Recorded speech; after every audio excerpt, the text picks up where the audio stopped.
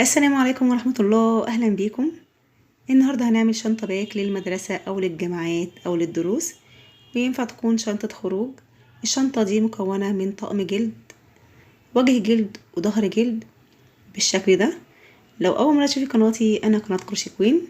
لو لسه ما اشتركتش في القناة اشتركي وفعلي زر الجرس. هستخدم هنا خيط سلسلة مصري 2 مليمتر. هستخدم معاه إبرة مقاس 5 مليمتر ألمونيوم، ولفتحات الشنطة هستخدم إبرة مقاس 4 مليمتر. هبدأ أعلم هنا زوايا الشنطة بالماركر. هنا الزوايا هعمل فيها التزايد. هبدأ أعلم في الزاوية هنا بالماركر، وفي الزاوية المقابلة بالماركر، وهبدأ أعلم من أول الدوران. من بداية الدوران هعلم هنا، هلاقي هنا بداية الدوران عندي فتحة الجيب، وفي الجهة المقابلة برضو هعلم بالماركر، لأن هنا الدوران هعمل فيه التزايد.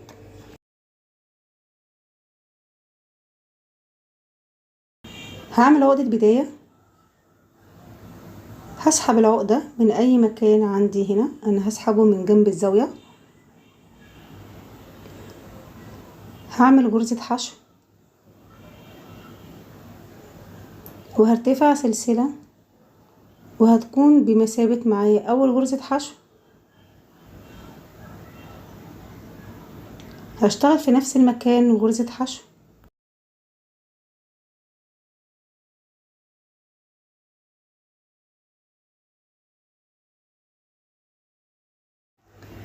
في الغرزة اللي بعدها هشتغل غرزة حشو واحدة بس،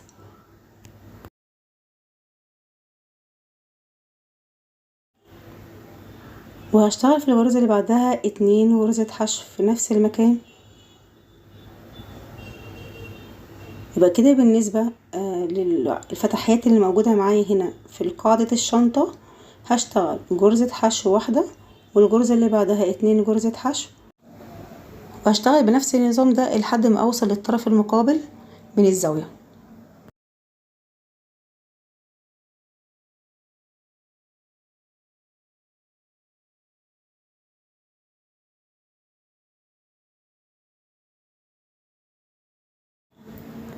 انا وصلت هنا للطرف المقابل عند علامة الماركر. هشيل علامة الماركر وهشتغل في علامة الماركر تزايد. انا هنا هشتغل التزايد، هنا هشتغل في نفس المكان 3 غرز حشو. يبقى هنا عند الزاوية هشتغل 3 غرز حشو في نفس المكان.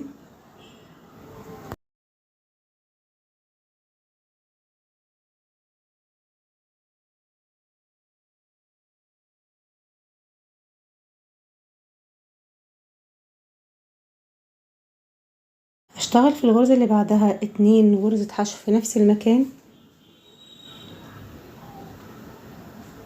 يبقى هنا عند الزاوية انا اشتغلت في الزاوية 3 غرز حشو، في الغرزة اللي بعدها 2 غرزة حشو، وفي الغرزة اللي بعدها هشتغل غرزة حشو واحدة بس.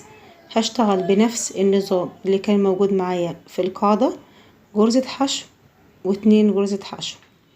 يبقى فتحة فيها غرزة وفتحة فيها 2 غرزة لحد ما اوصل لعلامة الماركر.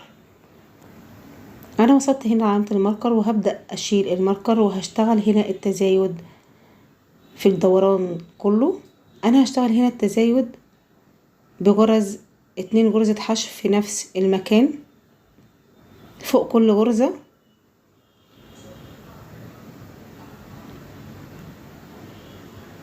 والغرزة اللي بعدها هشتغل فيها 2 غرزة حشو،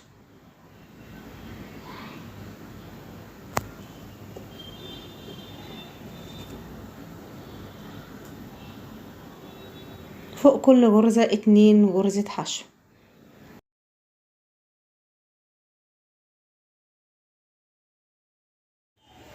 هشتغل 5 غرز 2 غرزة حشو في نفس المكان ورا بعض، وفي الغرزة السادسة هعمل فيها تزايد.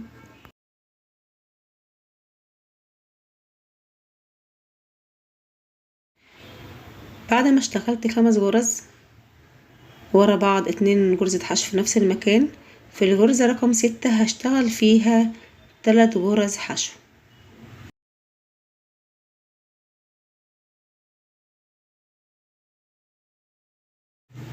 كده في الدوران هشتغل 5 غرز ورا بعض، 2 غرزة في نفس المكان، وفي الغرزة رقم 6 هشتغل فيها التزايد 3 غرز لحد ما اوصل الماركر.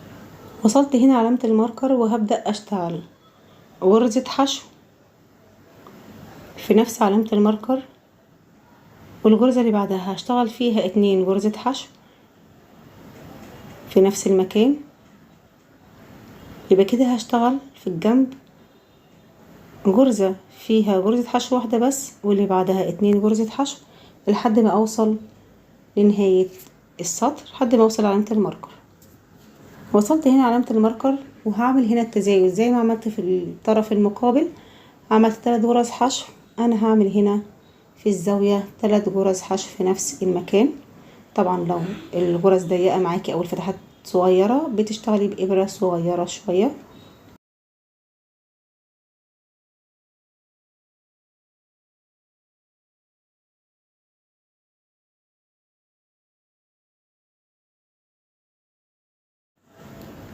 انا هنا مش هقفل السطر وهشتغل حلزوني، هشتغل غرزة حشو في اللفة الخلفية في اول السطر. واهم حاجة تعلمي اول غرزة هنشتغل حلزوني من غير قفل السطر. الغرزة اللي بعدها هعمل غرزة حشو في اللفة الخلفية، واللي بعدها غرزة حشو. يبقى كده انا هلف الشنطة بتاعتي كلها بغرز الحشو في الباك لوب بالشكل ده. انا خلصت، هشيل الماركر من اول السطر وهبدأ هنا اشتغل غرزة حشو، وهعلم اول الدور معايا. هشتغل في الغرزة اللي بعدها غرزة عميقة، والغرزة العميقة يعني هدخل الإبرة من تحت الغرزة بالشكل ده، وهسحب الخيط بالشكل ده. يبقى هنا السطر ده هعمل غرزة حشو في اللفة الخلفية، يبقى الغرزة اللي بعدها غرزة حشو في اللفة الخلفية، والغرزة اللي بعدها غرزة حشو عميقة.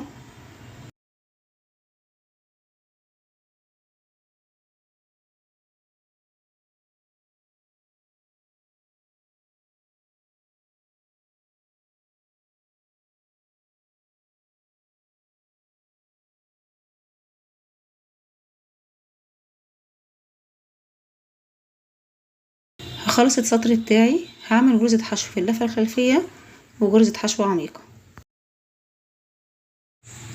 انا خلصت هنا، انا طبعا مش بقفل السطر. الدور ده هشتغل فوق الغرزة العادية هعمل غرزة حشو عميقة،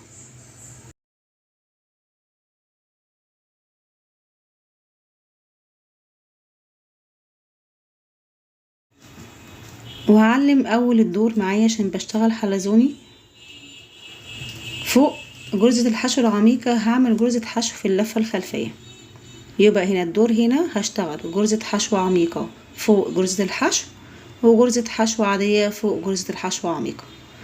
انا هلف الشنطة بتاعتي بالشكل ده لحد ما اوصل للمقاس المناسب لعرض الشنطة. هشتغل الوجه معايا زي ما خلصت الظهر بنفس المقاس. انا هنا ارتفعت 7 سطور. هخلص الوجه الشنطة وهرجع لكم. انا هنا خلصت وهبدأ بقى اشتغل بغرز المنزلقة فوق كل غرزة. يبقى انا هلف الشنطة بتاعتي بغرز المنزلقة. غرزة المنزلقة اني بدخل الابرة من تحت اللفتين واسحب واخرج من اللفة اللي معايا على الابرة. هخلص وارجع لكم.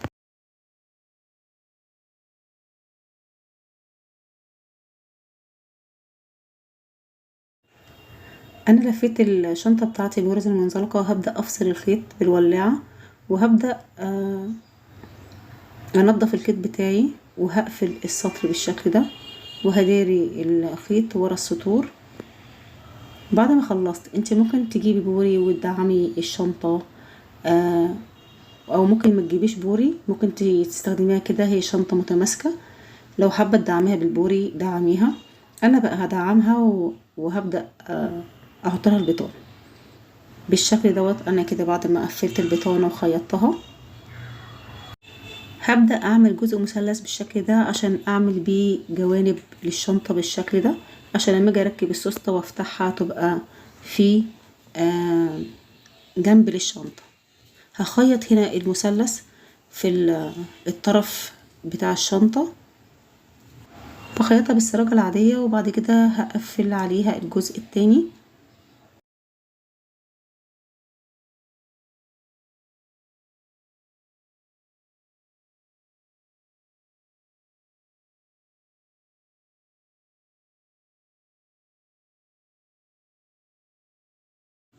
كده بعد ما قفلت الجوانب هبدأ بقى اركب السوستة، وبعد كده هقفل الجزء اللي تحت.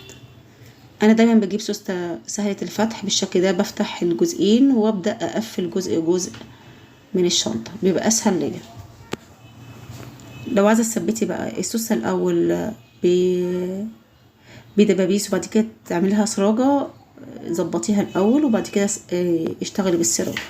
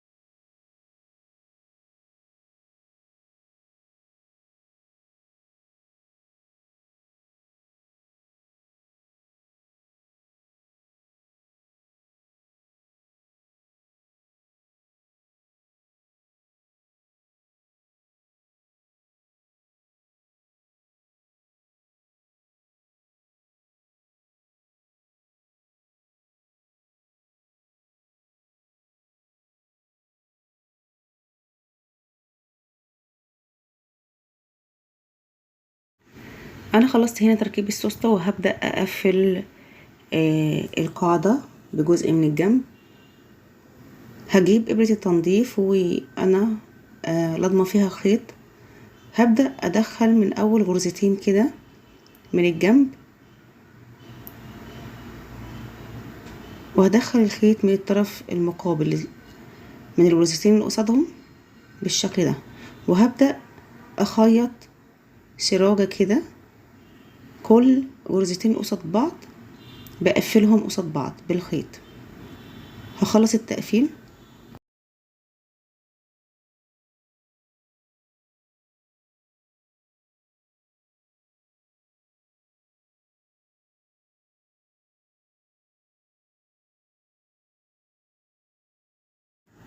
ودي الشنطة بعد ما خلصت. الغرزة شكلها تحفة، والشنطة متماسكة وكمان واسعة من جوه بفضل الجوانب اللي احنا عملناها. لو لسه مكملة معايا لحد هنا، ياريتك تعملي اعجاب للفيديو وتكتبي لي تعليق محفز. ودمتم في رعاية الله، والسلام عليكم ورحمة الله.